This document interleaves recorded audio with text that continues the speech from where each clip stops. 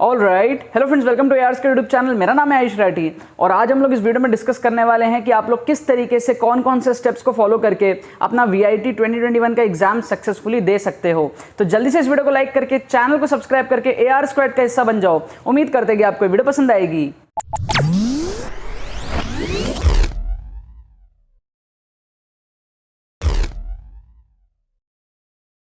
तो यार बहुत सारे बच्चों को बहुत ज़्यादा डिफिकल्टी आ रही है कि सर मॉक टेस्ट कैसे देना है, लैपटॉप को कैसे सेट करना है, फ़ोन को कैसे सेट करना है, कौन से वेबसाइट पे जाकर के देना है। सारी चीज़ें इस वीडियो में हम लोग पूरी चीज़ डिस्कस करेंगे, स्टेप 1 से लेकर के स्टेप लास्ट तक, एग्जाम स्टार्ट से लेकर के एग्जाम खत्म होने तक मॉक टेस्ट कैसे देना है, सब चीज़ हम लोग डिस्कस करेंगे। और जितने भी कन्फ्यूजन है आपके, वो मैं एक्सपेक्ट करता हूँ कि इस वीडियो के बाद आपके जो है पूरे हो जाएंगे। तो इस वीडियो को अच्छे से देखना, एंड तक सारी चीज़ें आपकी क्लियर हो जाएगी। तो सबसे पहले बात करते हैं कि आपको एग्जाम देना कहाँ पर है। तो एग्जाम आपको एक लिंक है, ठीक है, कोड तंत्रा जो है आपके पास में, एप्लीकेशन सॉफ्टवेयर जो आपके पास में है, उसके थ्रू आपका एग्जाम होगा। So what you can do is, आप लोगों को एक लिंक मैं बता रहा हूं, स्क्रीन पे डिस्प्ले भी कर दूंगा, डिस्क्रिप्शन में लिंक डाल भी दूंगा। कुछ तो भी vit.codetantra. इस तरीके से आपके पास में लॉगिन JSP है ना, इस तरीके से आपके पास में पूरा का पूरा लिंक है। उस लिंक पे आप लोगों को जाना है, तो वो स्क्रीन पे आप लोगों को दिख रहा होगा। उस लिंक पे आप लोगों को जाना है अपने लैपटॉप में सबसे पहले तो, राइट। अच्छे से समझना, फोन कैसे कनेक्ट होगा, लैपटॉप कैसे कनेक्ट होगा, सारी चीजें है ना। अब उसमें आप लोगों को जाना है, डिस्क्रिप्शन में लिंक है, क्लिक करके डायरेक्ट भी आप पहुंच पाओगे, अगर आप लैपटॉप से देख रहे हो या फोन से देख रहे हो, जहां से भी। तो वहां पे पहुंचने के बाद में सबसे पहले तो आप लोगों को क्या करना है, अपने जो लॉगिन क्रेडेंशियल्स है उसको आपको लॉगिन वगैरह आपको करना पड़ेगा। उस वेबसाइट में जाओगे, ईमेल ID वगैरह डालोगे, पासवर्ड वगैरह जो भी आप डालोगे लॉगिन करने के लिए, वो सब डालने के बाद में आप अंदर पहुंच जाओगे। आपका एडमिट कार्ड आपको शो हो जाएगा और वहां पर शो हो जाएगा कौन कौन सा आपका एलिजिबल एग्जाम्स है, मतलब आपके मॉक टेस्ट कौन कौन से हैं, आपका टेस्ट कौन कौन सा है, राइट। तो उसमें जो भी डेट होगा आपका, जैसे अभी आप मॉक टेस्ट दोगे तो मॉक टेस्ट पे आप क्लिक करोगे, है ना। मॉक टेस्ट पे जब आप क्लिक करोगे तो आप उसके अंदर चले जाओगे। एग्जाम वाले दिन आप एग्जाम वाले पे क्लिक करोगे तो आप उसके अंदर चले जाओगे। अब आपको दो चीजें दिखेंगी, एक तो दिखेगा ओपन टेस्ट, टेस्ट को ओपन करना, और दूसरा आपको दिखेगा थर्ड आई। तो ये जो थर्ड आई है ना, ये थर्ड आई आपका फोन है। जैसा कि मैंने आप लोगों को गाइडलाइंस वाली वीडियो में बताया था, एग्जैक्टली सब चीज वैसे ही हो रहा है। A to Z जो मैंने आपको गाइडलाइंस वाली वीडियो में बताया था अपनी VIT की, सब कुछ वैसे ही हो रहा है। बहुत सारे लोगों ने वीडियो बनाया था, लेकिन बहुत लोगों ने गलत इंफॉर्मेशन आप लोगों को दे दी थी, जिससे बहुत ज्यादा प्रॉब्लम्स भी अभी बच्चों को फेस करना पड़ रहा है। तो थर्ड आई मतलब कि जो तीसरी आंख रहेगी, मैंने आप लोगों को बताया था कि आपका जो फोन रहेगा वो साइड में रहेगा, राइट। और साइड से आपको पूरा चीज आपको देख रहा होगा, मतलब आपकी बॉडी, आपका पेपर पेन जो भी आप कर रहे हो, सब चीज आपका दिखेगा। साइड में आप लोगों को फोन रखना पड़ेगा। तो थर्ड आई जो है वो आप फोन से खोलोगे, है ना, और ओपन टेस्ट आप लैपटॉप से खोलोगे, जिसमें आपका वेबकैम भी होना चाहिए, ठीक है। तो क्या करना है आप लोगों को, यही सेम प्रोसेस आपको अपने फोन में करना है। जो आपका क्रोम ब्राउजर है, क्रोम ब्राउजर में आप लोग खोलोगे, है ना, सेम लिंक को खोलोगे और उसके बाद में लॉगिन करोगे। लॉगिन करने के बाद में आपका जो थर्ड आई वाला ऑप्शन है वो फोन में क्लिक करोगे और यहां पर ओपन टेस्ट का ऑप्शन पे आप क्लिक करोगे।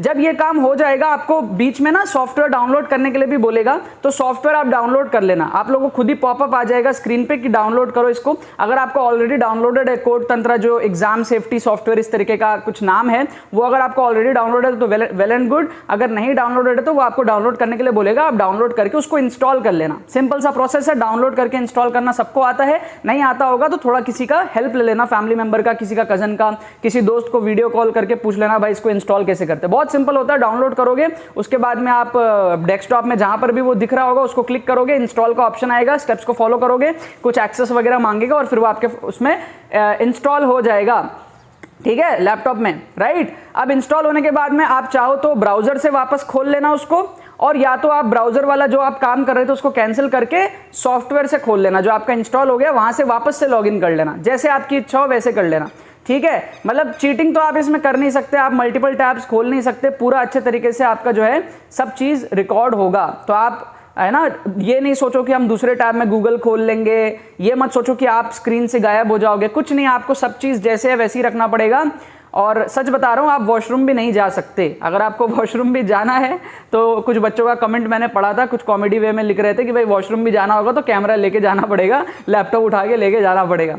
बेसिकली ये है कि आपका जो नेट है वो 5 मिनट से ज़्यादा अगर वो आपका फॉल्ट होता है, नेट बंद हो जाता है, तो आपका एग्जाम डिस्क्वालीफाई हो जाएगा। अगर आप स्क्रीन से बाहर जा रहे हो तो आपका एग्जाम डिस्क्वालीफाई हो सकता है। ये सारी चीजें हैं। तो 1.5 घंटे का ही टेस्ट है, ट्राई करना पहले ही वॉशरूम वगैरह अच्छे से होकर के 1.5 घंटे बाद ही आप जाओ, ऐसा आप लोग मेक श्योर करना। अब बात करते हैं उसके बाद क्या होगा। उसके बाद आपका जो है वेबकैम का एक्सेस मांगेगा। अब यहां पर बहुत बड़ी प्रॉब्लम हो गई है। कुछ यूट्यूबर्स ने अपने वीडियो में ये बोल दिया था 1 हफ्ते पहले कि आपका जो लैपटॉप का वेबकैम है वो जरूरी नहीं है, क्योंकि आपका फोन जो है वो आपका मॉनिटर करने के काम आएगा। मतलब लोगों का कहना ये था, देखो सब अपने अपने जो है परसेप्शन दे रहे थे, अपने अपने व्यूज सब लोग दे रहे थे, तो ऐसे में मैं किसी को गलत तो नहीं ठहराऊंगा, क्योंकि हमें किसी को भी पता नहीं था कि यार क्या होने वाला है क्या नहीं होने वाला है, तो हम अपना ओपिनियन दे रहे थे। तो बहुत सारे वीडियोस ऐसे थे जिसमें लोगों ने ये कहा था कि आपका जो फोन है अगर वो आपके पास है तो जरूरी नहीं है आपके पास लैपटॉप में वेबकैम हो। ये रीजन लोगों ने दिया था और बच्चों ने भी इसको सच मान लिया था। और मुझे भी कुछ लोगों ने कमेंट किया था बहुत रूड तरीके से बच्चों ने कि सर आप गलत इंफॉर्मेशन दे रहे हो, लैपटॉप में वेबकैम जरूरी नहीं है या फिर इनबिल्ट कैमरा जरूरी नहीं है, क्योंकि बहुत सारे लोगों के पास नहीं होता है, फोन से हमारा काम हो जाएगा। तो मैंने उस पर आप लोगों को ये बताया था कि आई अग्री, मैं ये चीज समझता हूं कि बहुत सारे लोगों के पास लैपटॉप में वेबकैम नहीं होता है, बहुत सारे लोगों के पास तो लैपटॉप ही नहीं है, बहुत लोग परेशान हो रहे हैं। ये बात वीआईटी को सोचनी चाहिए कि यार आपको इस तरीके से एग्जाम कॉन्डक्ट अभी नहीं कराना चाहिए, एटलीस्ट प्रीपोन करके पोस्टपोन करके कराते, बाद में कराते, स्टूडेंट्स को टाइम देते, तो कम से कम वो लैपटॉप वगैरह आराम से अरेंज कर लेते। अभी स्टूडेंट्स इतना पजल हो गए हैं, तो ये वीआईटी की फॉल्ट है, राइट। लेकिन यहां पर अब जो हो रहा है हम उसके बारे में बात कर रहे हैं। तो उसमें आपका 2 डिवाइसेस कंपलसरी था, है ना, और ऑनलाइन प्रॉक्टर आपका जो मॉनिटर है, चीटिंग अगर आप ना करो वो चेक तभी हो सकता है जब आपका स्क्रीन भी दिखे, मतलब आपका चेहरा भी दिखे, सामने आपका वेबकैम होगा या फिर इनबिल्ट कैमरा होगा लैपटॉप का, उससे आपका चेहरा दिखेगा और साइड में फोन रख करके आप पूरा का पूरा दिखोगे, आपका जो टेबल है वो सारी चीजें दिखेंगी। ये चीज मैंने आप लोगों को बताया था। अब सोचो कि अगर आपको ऐसा अलाउ कर दिया जाए कि भाई वेबकैम जरूरी नहीं है लैपटॉप में, सिर्फ आपका फोन से काम चल जाएगा, तो फोन रखोगे कहाँ, 360 व्यू कैसे आएगा। फोन अगर सामने रखोगे तो आपके बगल में कोई बैठ सकता है जो कैमरा में दिखेगा नहीं। आपके बगल में मान लो मैं बैठा हूं, मैं बैठ के आपको बता रहा हूं इसका बी मार्क कर, ऐसे अंगुली से दिखा रहा हूं बी, इसका सी, और आप मेरे को देख देख के मार्क करे जा रहे हो, है ना। या फिर अगर इसको साइड में रख दिया जाए, इस तरीके से रख दिया जाए साइड में, तो क्या पता आपके लैपटॉप के पीछे एक और लैपटॉप हो, कैसे वो चीज पता चलेगा, है ना। कुछ भी हो सकता है ना। या फिर मान लो आपके पीछे कोई बैठा हो, ठीक है, तो दोनों एंगल से व्यू होना चाहिए, मतलब सामने से भी आपको दिखना चाहिए और साइड से भी आपको दिखना चाहिए, तभी वो जो है आपको अच्छे तरीके से मॉनिटर कर पाएंगे। और यही मैंने आप लोगों को बताया था कि आपके लैपटॉप में भी वेबकैम जो है जरूरी होगा, और एग्जैक्टली वैसा ही हो रहा है। वेबकैम आपका जरूरी है लैपटॉप के लिए और आपको एक्सेस देना पड़ेगा वेबकैम का, या फिर आपके इनबिल्ट कैमरा हो, राइट। तो जितने भी स्टूडेंट्स थे जो बहस कर रहे थे कमेंट सेक्शन में कि सर आप गलत इंफॉर्मेशन दे रहे हो, मैं गलत इंफॉर्मेशन नहीं दे रहा था। बेसिक सी कॉमन सेंस थी कि यार अगर एक बात सोचो, अगर लैपटॉप में अगर लैपटॉप में वेबकैम है किसी का, तो फिर उसको फोन की जरूरत ही क्या है ना। बात तो एक ही है ना। अगर लैपटॉप में जरूरी नहीं है, फोन से काम हो जाएगा, तो जिसके पास लैपटॉप में है उसको फोन की क्या जरूरत है, उसका तो सिर्फ लैपटॉप से ही हो जाएगा, है ना। तो इसीलिए क्या है, 2 डिवाइस मैंडेटरी थी, इसीलिए मेरा ये कहना था कि 2 डिवाइस मैंडेटरी है, इसका मतलब जरूर दोनों एंगल से व्यू लिया जाएगा। एक एंगल अगर फोन से ही लेना होता तो जिन बच्चों के पास लैपटॉप ऑलरेडी है, कैमरा ऑलरेडी है लैपटॉप में, उनको फिर फोन की क्या जरूरत है, उनका तो डायरेक्ट हो गया एक व्यू में काम, राइट। तो ये सिंपल सा चीज था, तो इसलिए मैं आप लोगों को कह रहा था कि यार सब चीज को तैयार करके रखो, है ना। अब उसके बाद में आपका जो एक्सेस मांगेगा, कैमरा का एक्सेस मांगेगा, फिर आपका जो भी आईडी कार्ड वगैरह होगा, पैन कार्ड, आधार कार्ड, जो भी चीज होगा, उसका आपको फोटो लेना पड़ेगा। या तो आप ऑन द स्पॉट फोटो लोगे, या फिर आप पहले से फोटो लेकर के अपलोड करके रखोगे अपने सिस्टम में और फिर उसको अपलोड कर दोगे। दोनों काम में से आप कुछ भी कर सकते हो। एंड आफ्टर दैट आपका जो फोन रहेगा उससे जब आप स्टार्ट करोगे तो वो भी आपको ऐसे अच्छे से व्यू में रखना है। मैं आपको स्क्रीन में सारे स्क्रीनशॉट दिखा रहा हूं, इस तरीके से आपको उसको व्यू करना है फोन को साइड में, ताकि आप पूरा का पूरा दिख रहे हो। मतलब खुद से ईमानदारी से ऐसे रखना है कि आपको पता है आप अब चीटिंग तो कर ही नहीं सकते, राइट। क्योंकि आप हल्का भी टेढ़ा मेढ़ा रखोगे तो वो आपको फिर डिस्क्वालीफाई कर दिया जाएगा, या फिर आपको वार्निंग दे दी जाएगी, जो भी हो वहां से आपको सिग्नल दिया जाएगा, ठीक है। तो आपको इस तरीके से रखना है कि आप क्या कर रहे हो वो दिखे, आपके पीछे कोई नहीं होना चाहिए, सामने से आपका चेहरा दिखेगा, आपके पीछे कोई नहीं होना चाहिए, प्लेन दीवार होना चाहिए। ये सारी चीजें आपको ध्यान रखनी है, उस एंगल में आपको दोनों चीज सेट करना है, सारी एक्सेस आपको देनी है, डॉक्यूमेंट्स अपलोड करने हैं, एंड उसके बाद में आप चले जाओगे अपने टेस्ट के अंदर में। अब टेस्ट के अंदर में मैं बहुत ज्यादा अपसेट हूँ वीआईटी से, क्योंकि यार उन्होंने बैक नेविगेशन का ऑप्शन नहीं रखा है। मतलब आप एक क्वेश्चन अगर स्किप करते हो तो आप वापस उस क्वेश्चन में नहीं आ पाओगे, मतलब एक क्वेश्चन एक बार में, है ना। आप अगर ये सोचो जैसे हम जेईई मेन का एग्जाम देते हैं, आईआईटी का एग्जाम देते हैं, कोई भी एग्जाम देते हैं कॉम्पिटिटिव, तो हम ये सोचते हैं ना कि हम पहले आसान क्वेश्चंस कर लेंगे, है ना, बाद में टफ क्वेश्चंस करेंगे, या पहले कुछ और कर लेंगे, पहले हम मैथ्स के 10 क्वेश्चन करेंगे, फिर केमिस्ट्री के 10 क्वेश्चन करेंगे। इस टाइप का सबका अपना अपना स्ट्रेटेजी होता है कॉम्पिटिटिव एग्जाम के लिए, और कॉम्पिटिटिव एग्जाम वैसे ही दिया जाता है। There is a difference between competitive exam and you know like other exams, ठीक है, जहाँ पे हम लाइन बाय लाइन प्रेफर करते हैं बोर्ड एग्जाम में, बट कॉम्पिटिटिव एग्जाम में हम अपने मन से प्रेफर करते हैं, हम पहले 4th क्वेश्चन करेंगे, फिर 2nd करेंगे। अब यहाँ पर यह है कि बैक नेविगेशन का ऑप्शन नहीं है, मतलब आपने एक क्वेश्चन अगर स्किप कर दिया, आप उसमें दोबारा आ ही नहीं सकते, ठीक है। तो मेरा आप लोगों को सजेशन ये रहेगा कि मार्क जरूर करना, क्योंकि नेगेटिव मार्किंग नहीं है ना, छोड़ना मत। नहीं आ रहा है ना तो भी तुक्का लगा देना, कुछ ना कुछ तो मार्क कर देना, अगर सही हो गया तो 1 मार्क्स तो मिलेगा, है ना, नेगेटिव तो है ही नहीं, तो कोई भी क्वेश्चन छोड़ना मत।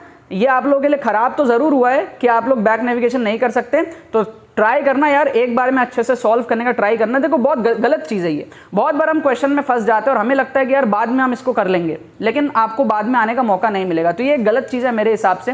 पहले तो एग्जाम को प्रीपोन कर दिया, उसके बाद में एग्जाम को इस तरीके से कर दिया, ऑनलाइन कर दिया, बच्चों को टाइम नहीं मिला लैपटॉप और ये सारी चीज़ें अरेंज करने के लिए, एकदम से जल्दी जल्दी सब चीज़ हो गया। उसके बाद में एग्जाम में भी आप बैक नेविगेशन का ऑप्शन नहीं दे रहे, तो ये काफ़ी सारी चीज़ें गलत हुई है। मैंने आप लोगों को पहले ही बताया था कि आपको भी पता है कि आप वीआईटी के लिए कभी भी प्रिपेयर करते नहीं, आप प्रिपेयर करते हो आईआईटी के लिए, एनआईटी के लिए, उसके बाद में आप वीआईटी को एज ऑप्शन ट्रीट करते हो, और वीआईटी को भी ये बात शायद पता है कि बच्चे हमारे एग्जाम के लिए प्रिपरेशन करते ही नहीं है, वो हमारे एग्जाम को एज एन ऑप्शन ट्रीट करते हैं। तो फर्क नहीं पड़ता, एग्जाम को प्रीपोन कर दो, पोस्टपोन कर दो, ऑनलाइन ले लो, ऑफलाइन ले लो, कैसे भी ले लो। पिछले साल आपने देखा ही था कैसे बोर्ड्स वगैरह के बेसिस पे चीजें जो है वो हो गई थी, ठीक है। तो एनीवेज जो भी है अब यही है।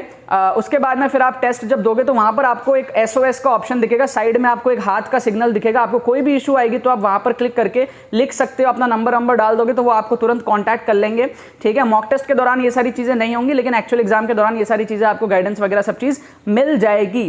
क्या ये बात आपको समझ आ रही है? उसके बाद में आपका नीचे में नेक्स्ट का ऑप्शन रहेगा, नेक्स्ट का ऑप्शन आप क्लिक करोगे तो अगले क्वेश्चन में आप पहुंच पाओगे। वहां पर उन्होंने एक अच्छा काम किया है, नेक्स्ट के ऑप्शन में कई बार क्या होता है ना, हम कभी कभी नेक्स्ट करते हैं, गलती से 2-3 बार क्लिक हो जाता है, तो वहां पर यह है कि एक बार क्लिक होने के बाद में वो अनक्लिकेबल हो जाएगा, मतलब दूसरी बार क्लिक होगा ही नहीं अगले 5 सेकंड तक। मतलब एक बार आपने नेक्स्ट पे क्लिक किया तो किसी भी हालत में अगले 5 सेकंड तक दोबारा आप गलती से क्लिक कर भी दोगे, कई बार हम लोग कर देते हैं यार, क्लिक करते करते 2 बार हो जाता है, तो 2 बार हो जाएगा तो आप बीच का क्वेश्चन छोड़ दिए और बैक आने का तो ऑप्शन ही नहीं है यहाँ पे, है ना। तो इस वजह से उन्होंने अच्छा काम किया है, नेक्स्ट के ऑप्शन अगर आप क्लिक करोगे तो 5 सेकंड तक वो गायब हो जाएगा, मतलब उस पर अनक्लिकेबल हो जाएगा, आप क्लिक नहीं कर पाओगे उस पर दोबारा से, ठीक है। तो ये अच्छा ऑप्शन है, इससे क्या है बच्चों के क्वेश्चन क्लिक मिस्टेक के वजह से नहीं छूटेंगे। उसके बाद में फिनिश टेस्ट जो है, फिनिश टेस्ट का ऑप्शन आपको लास्ट के 5 मिनट ही मिलेगा, ठीक है। गलती से बच्चे लोग फिनिश टेस्ट कर दिए तो वो भी एक दिक्कत वाली बात है, तो इसलिए फिनिश का ऑप्शन भी आपको लास्ट के 5 मिनट दिया जाएगा, 85 मिनट तक आपको फिनिश का ऑप्शन नहीं दिखेगा, ताकि गलती से भी आप उसमें क्लिक करके गड़बड़ ना कर दो, ठीक है। कुछ भी चीज़ आप करोगे सब चीज़ मॉनिटर होगा, दूसरे विंडो पे आप नहीं जा सकते, वो तो आपका एक अलग से पूरा खुल जाएगा, आप दूसरे विंडो में जा ही नहीं सकते, आप उसको क्लोज वगैरह करोगे तो सब चीज़ पता चल जाएगा, सब चीज़ रिकॉर्ड हो रहा होगा, माइक्रोफोन वगैरह सब चीज़ ऑन रहेगा, आप बिल्कुल भी उसको ऑफ नहीं कर सकते, म्यूट नहीं कर सकते, म्यूट करने का ट्राई करोगे सब चीज़ रिकॉर्ड हो जाएगा, वहाँ पर आप क्या एक्शन कर रहे हो उसके बाद सब चीज़ पता चल जाएगा। तीसरा फोन आपका रहेगा, वो आपको पूरा का पूरा ट्रैक करेगा ही सही, कोई भी चीटिंग वगैरह आप करने का ट्राई करोगे तो आपको पकड़ा जाएगा। लेकिन इसके बावजूद मेरे को पता है कुछ ना कुछ लेजेंडरी बच्चे जरूर होंगे जो चीटिंग करेंगे, है ना, कुछ ना कुछ जरूर होंगे, थोड़े बहुत जरूर होंगे, कुछ ना कुछ और इसके बावजूद दिमाग लगाएंगे, ठीक है। जैसे अभी मेरे दिमाग में एक आइडिया आ रहा है, क्या आइडिया आ रहा है बताऊं आप लोगों को। मान लो रूम में कोई और इस तरीके से कोई बैठा हो, पीछे कहीं पर भी बैठा हो, जो दोनों में ना दिख रहा हो, सामने वाले में भी ना दिख रहा हो और इसमें भी ना दिख रहा हो, और पीछे उसके पास में दूरबीन हो, जो होता है ना दूरबीन, जो मैच वैच देखते हैं, क्रिकेट मैच देखते हैं, दूर से जूम हो जाता है, तो कोई दूर में अगर बैठा हो, है ना, इस तरीके से, जो इस कैमरा में भी नहीं आ रहा, कोने में उधर बैठा और इस कैमरा में भी नहीं आ रहा, और वहां से दूरबीन लेके बैठा मस्त जूम कर करके क्वेश्चन मस्त वो अपने फोन में गूगल करके किसी तरीके से जो है इंफॉर्मेशन पास कर रहा है, जो भी हो, मतलब ऐसे आइडिया आ रहे हैं मेरे दिमाग में, अभी बैठे बैठे वीडियो बनाते बनाते आइडिया है, ठीक है। तो कुछ ना कुछ बच्चे कर सकते हैं, है ना। मतलब वैसे तो देखो सब चीज़ ट्रैक होगी, आपका इन्वायरमेंट चेक होगा, सारी चीज़ें होंगी ही सही,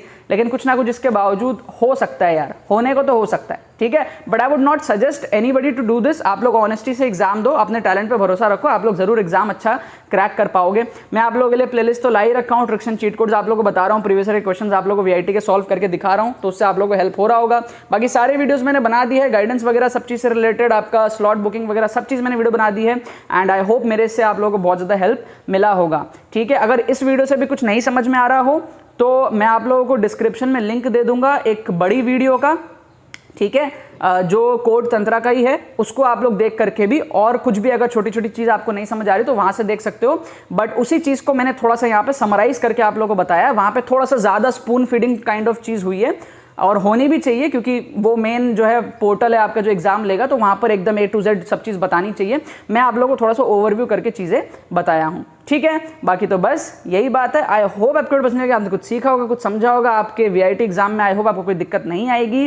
अगर आपको ये वीडियो से कुछ भी हेल्प मिली है तो इस वीडियो को लाइक करना मत भूलना, इस चैनल AR स्क्वाड को सब्सक्राइब करना मत भूलना, और इस वीडियो को शेयर करना मत भूलना अपने बाकी सारे फ्रेंड्स के साथ में जो भी VIT का एग्जाम देने वाले हैं, चाहे वो आपके व्हाट्सएप ग्रुप्स में हो, टेलीग्राम ग्रुप्स में हो, हर जगह शेयर कर दो ताकि किसी को भी कोई प्रॉब्लम ना आए। बहुत बहुत धन्यवाद इसको देखने के लिए, बने रहिए यार।